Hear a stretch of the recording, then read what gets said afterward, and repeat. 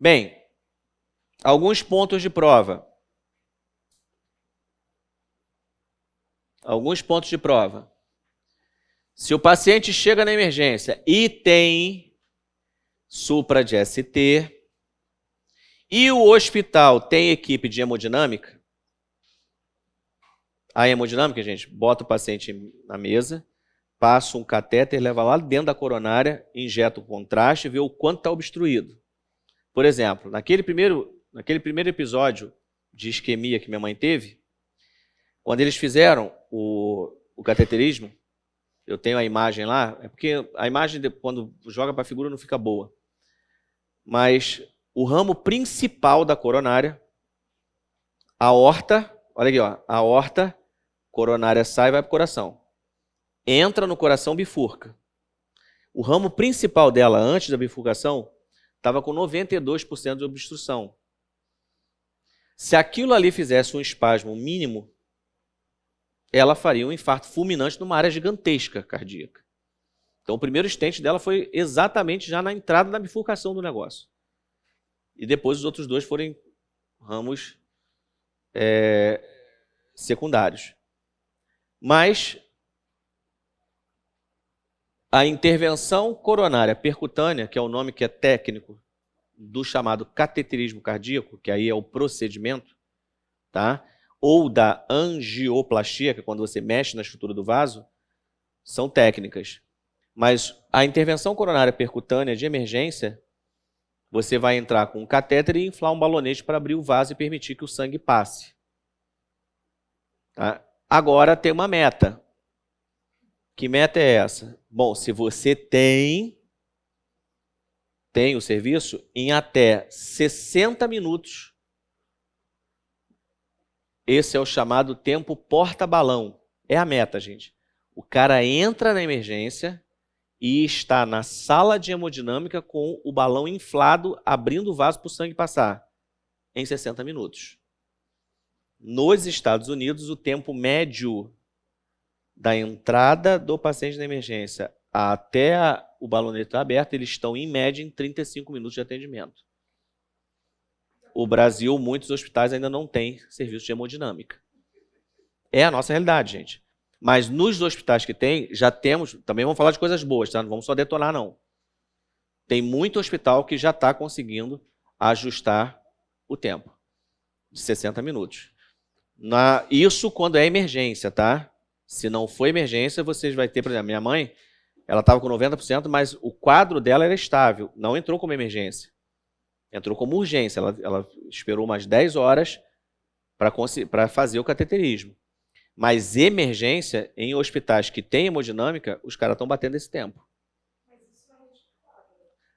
Rede pública já tem hospital especializado que sim no Brasil. Tá? Rio de Janeiro também. Mas são raríssimos. Frente à estrutura que o sistema tem, são ainda bem pontuais os casos. A gente espera que um dia esse tempo seja meta para todos. Por que eu estou citando isso? Porque tem banca perguntando qual é a meta do tempo. Aí ele bota assim, ó, qual é a meta do tempo porta-balão? E você tem que associar porta-balão ao procedimento de intervenção coronária. E o tempo é de 60 minutos. Tá?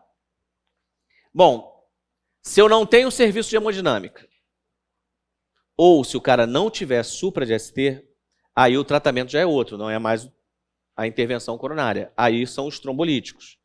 Alteplase, tenecteplase, reteplase, é o ativador de plasminogênio tecidual. Essa droga, gente, eu vou falar com mais detalhes dela na aula 2 de CTI, porque ela também é a droga do AVC isquêmico. É a mesma droga. Aqui eu mais cito ela, na outra que a gente disseca mais, porque lá tem algumas contraindicações, tem algumas coisas mais aprofundadas, mas é a mesma droga, tá? Ela é um trombolítico. Cuidado com isso em prova. No infarto agudo, a principal droga que dissolve coágulo, é o AS, verdadeiro ou falso? Não, falso não.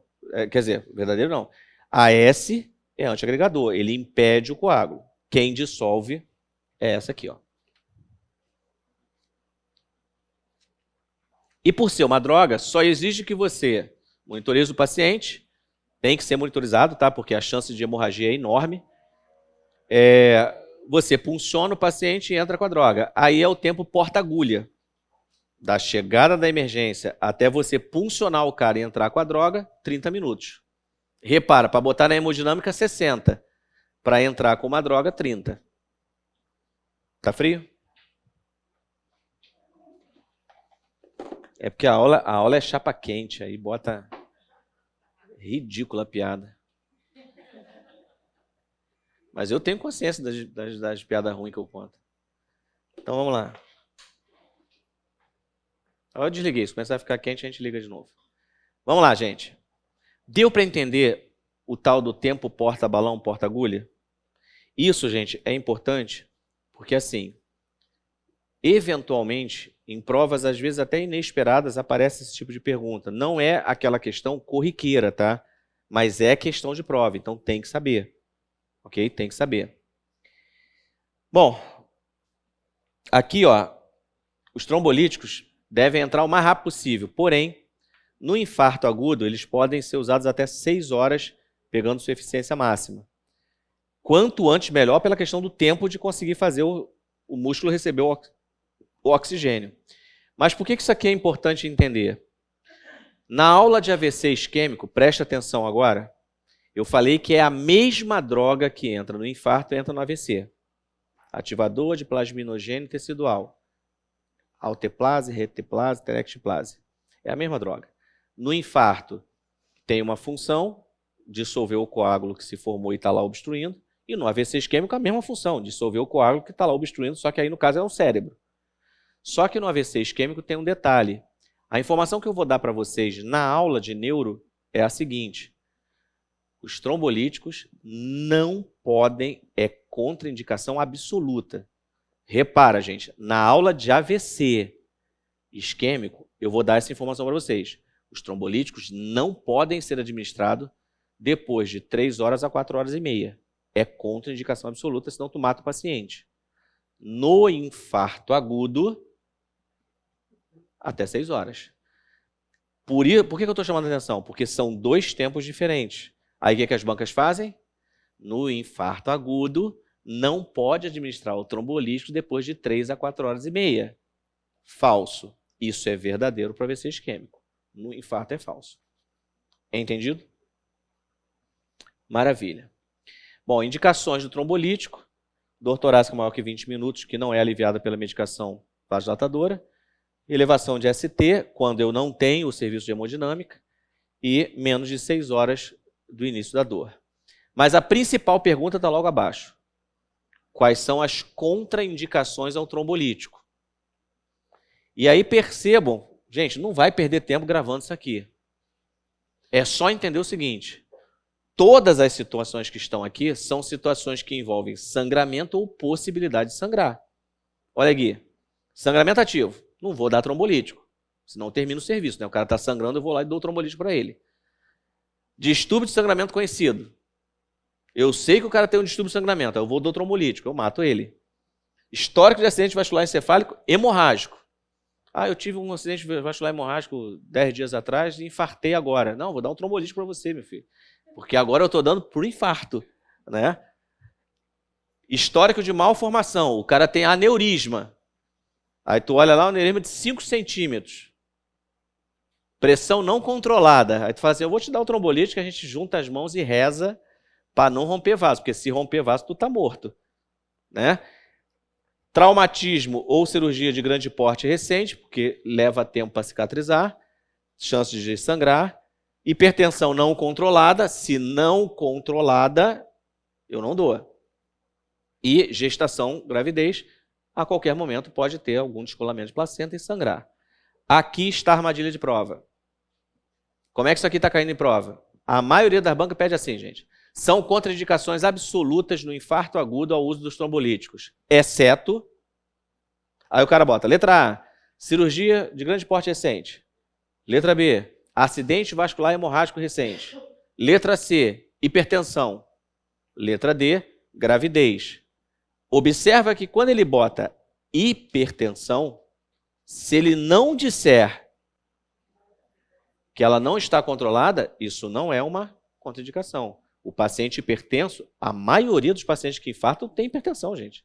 Só que se a hipertensão estiver controlada, eu posso administrar o quê? O trombolítico. Tá? Já falei da intervenção coronária, agora vamos falar da principal complicação, que é a insuficiência cardíaca congestiva. E como eu falei, a chapa está quente, a sala esquenta rápido. É desligar e ela esquenta. Eu avisei. Aqui não tem meio termo, ou sai com pneumonia ou sai desidratado. Olha aqui. Antigamente, literatura antiga, 2 tipos de insuficiência. Gente, insuficiência cardíaca é a perda de força do ventrículo. Ele não consegue mais esvaziar.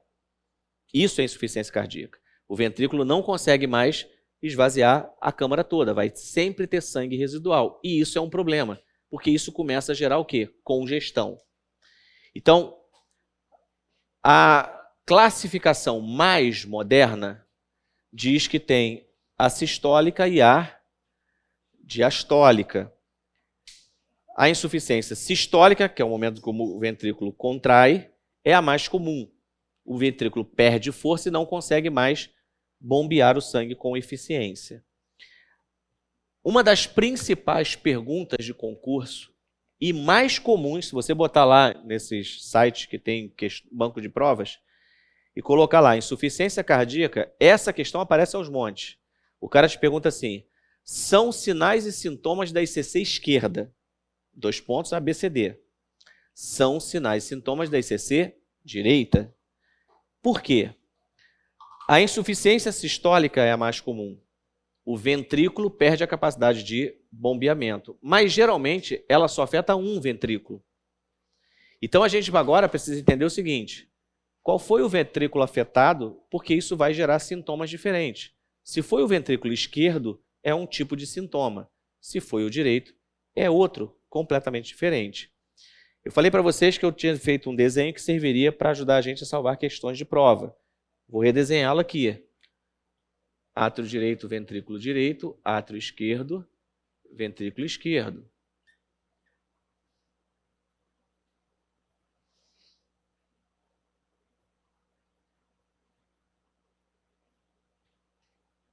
Aqui vai para o corpo e volta para cá. Aqui vai para o pulmão e volta para cá. Pequena e grande circulação. O que é insuficiência cardíaca? Perda da força de contração do ventrículo, sistólica. Por que eu preciso de separar os lados? Porque ela só pega um ventrículo. Então agora preste atenção. Se o cara te perguntar quais são os sinais e sintomas da ICC esquerda, é só entender o seguinte. No momento que o ventrículo esquerdo perde força, a congestão vai ser retrógrada. Esse átrio começa a ficar congesto, ele não consegue esvaziar. Daqui a pouco ele vai enchendo e sobra para quem? Para o pulmão. A sintomatologia toda da ICC esquerda é do lado pulmonar. Olha aqui, ó. Dispneia, ortopneia, dispneia paroxística noturna e, no caso mais grave, edema agudo de pulmão. São complicações da insuficiência esquerda. Na prática, fazendo questão de concurso, abrir a prova, tem lá, são sinais e sintomas da ICC esquerda. Gente, você vai procurar a alternativa que só tem a coisa pulmonar. É a resposta da questão. Porque a ICC direita, olha aqui, ó, o ventrículo direito está congesto, o átrio direito está congesto e os sinais e sintomas são sistêmicos. Sinais típicos de ICC direita. Turgência de jugular, as veias do pescoço ficam saltadas porque está congesta. Aumenta a pressão intraabdominal. Fígado congesto, baço congesto aumentam seu volume, hepatosplenomegalia. Lá na periferia, membros inferiores, a circulação de retorno está congesta, edema de membros inferiores. À noite, o líquido que formou o edema vem para a corrente sanguínea, aumenta a volemia e o rim filtra. o paciente começa a ter uma eliminação urinária maior à noite, nictúria. Turgência de jugular, edema de membros inferiores, hepatoesplenomegalia, nictúria são sinais e sintomas da ICC direita. Aí, o esquema é assim. Se a insuficiência cardíaca é esquerda, você procura a resposta que só tenha coisas pulmonares. Mas se o cara te perguntar a insuficiência direita, você vai descendo o olho nas alternativas e eliminando tudo que é pulmonar, porque só vai sobrar uma única alternativa. Porque é assim que eles montam, gente. Aí numa alternativa ele bota assim, ó, turgência de jugular, dispneia. Opa, dispneia não, tá fora. Letra B, dispneia paroxígeno noturna, já eliminei. Letra C, edema de membros inferiores, nictúria, turgência de jugular. Opa, é essa. Foi? É uma das principais questões, tá, gente? Do lado esquerdo, a gente se preocupa sempre com edema agudo de pulmão, que é uma emergência clínica. Mas essa eu vou falar daqui a pouquinho. Antes, o tratamento proposto atualmente para a insuficiência cardíaca são os IECAs, os inibidores da enzima conversora de angiotensina. Gente, essa é uma droga antipertensiva. O que uma droga antipertensiva faz para se tornar a principal referência no tratamento de uma insuficiência cardíaca? Se você lembrar da primeira discussão que nós tivemos na aula de hoje, e eu falei que se você entendeu, você nunca mais erra isso, e isso abre portas de raciocínios diversos, o IECA, inibidor da enzima conversora de angiotensina, sistema renina, angiotensina, aldosterona, regula o quê? Pressão arterial. Isso é um antipertensivo. Preste atenção agora. Por que os IECAs ganharam espaço no tratamento? Antigamente eram os digitálicos, né? Os digitálicos perderam terreno e hoje só são usados em último caso. Os IECAs são, né, o principal caminho do tratamento da ICC passa pelos IECAs. E aqui nós temos um detalhe importante.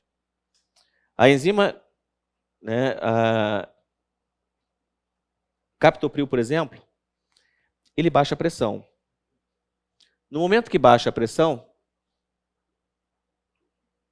diminui pós-carga, lembra? Diminuindo pós-carga, o trabalho cardíaco fica mais difícil ou mais fácil? Mais fácil. Então ele vai conseguir bombear mais fácil. Ele consegue ejetar o sangue mais fácil. Ele diminui a congestão e o tratamento inicia. Simplesmente reduzindo um dos pontos que o músculo, quando está doente, não consegue vencer. A insuficiência cardíaca, gente, o músculo não consegue fazer uma boa pós-carga. Ele não consegue vencer a resistência, por isso fica congesto. Aí, ao invés de você dar força de contração ao músculo, você reduz a pressão. E o músculo vai conseguir bombear. Foi? A partir daí ele te diz, ó, outras drogas. Bloqueador de receptor de angiotensina, antihipertensivo. Beta-bloqueador, antihipertensivo.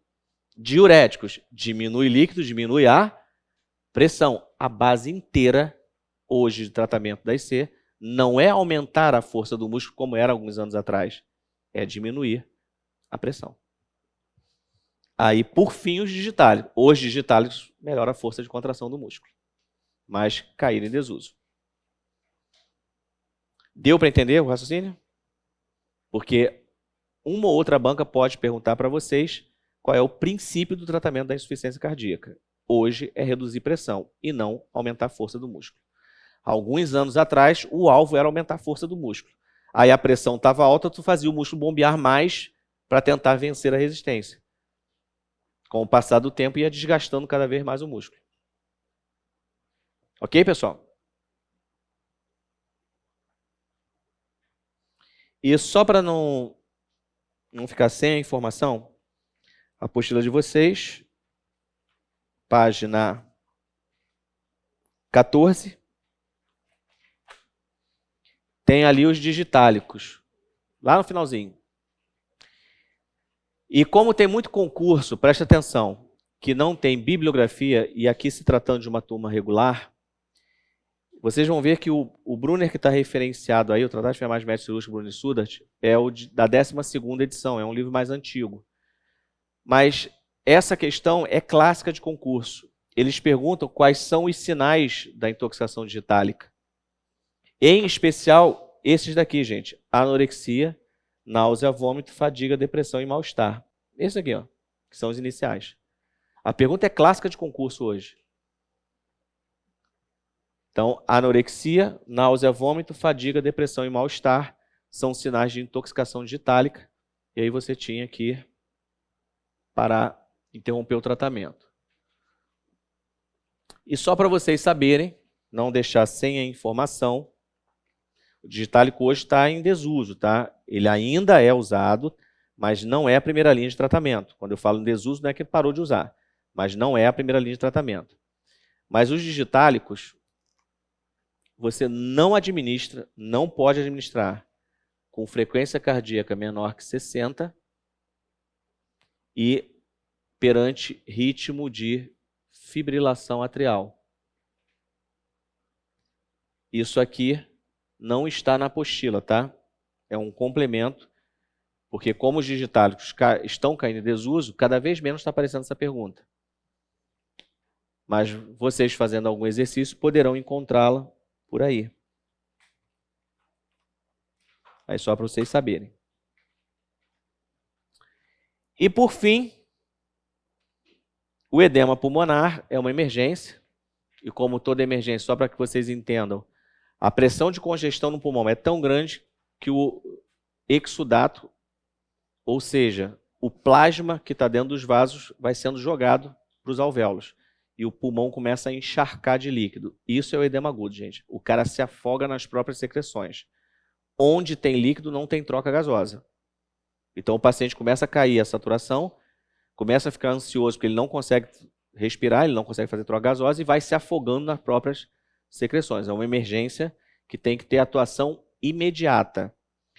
Então, basicamente, vou fazer um resumo do que está aí no texto, tá? Clínica clássica de edema agudo. Geralmente, pressão alta, pressão arterial alta. O paciente começa com tosse seca. Aí essa tosse seca vai se tornando uma tosse com expectoração espumosa. E daqui a pouco ele está soltando uma espuma que pode ser tinta, rósea ou branca.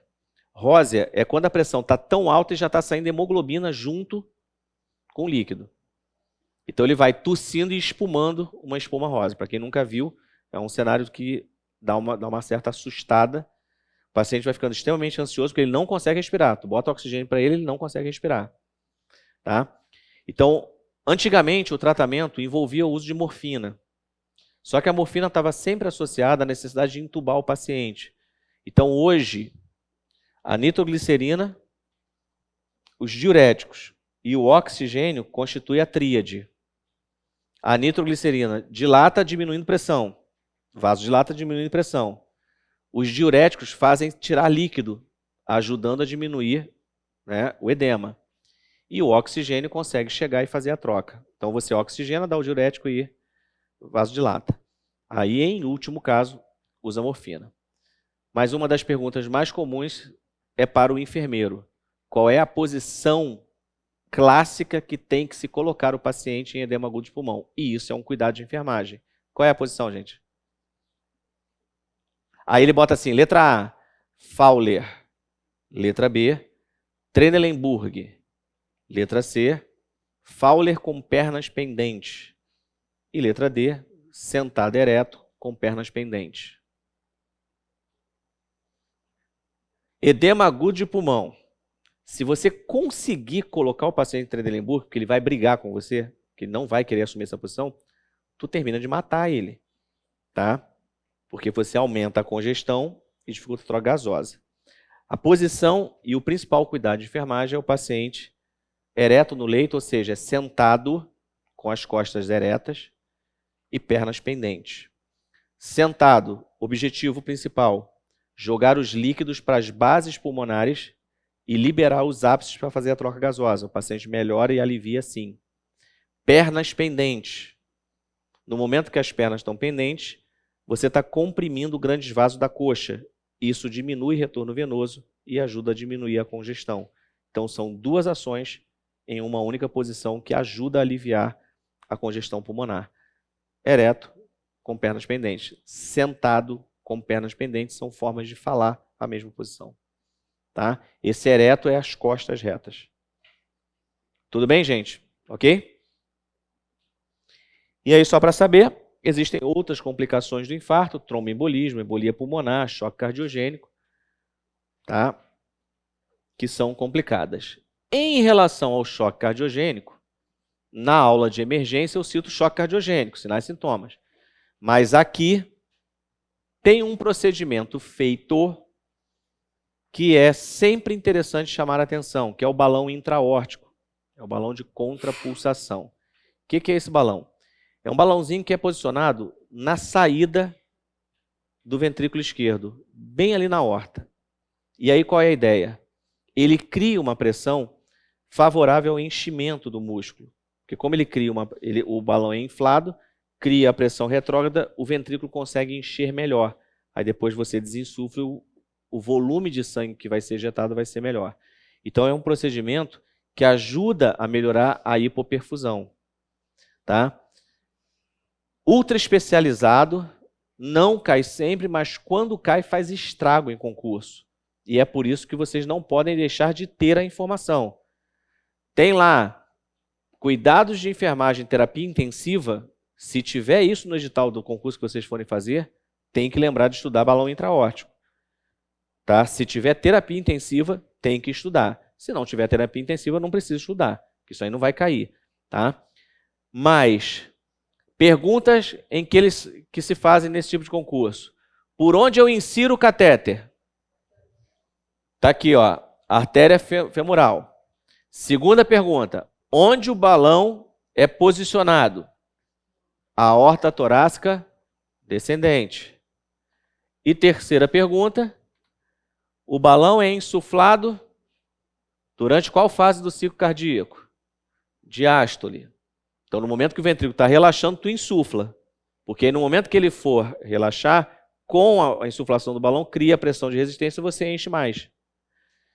E a última pergunta é esvaziado imediatamente antes da sístole. Aqui é uma questão lógica, tá, gente? É um balão que está logo depois do ventrículo. Se eu não esvaziar, o ventrículo não consegue bombear. Então, artéria femoral, aorta descendente, na sequência, né? Ele é introduzido pela artéria femoral, é posicionado na aorta descendente, eu insuflo o balão na fase diastólica e esvazio imediatamente antes da sístole. São as 4 perguntas feitas. Foi? Ok?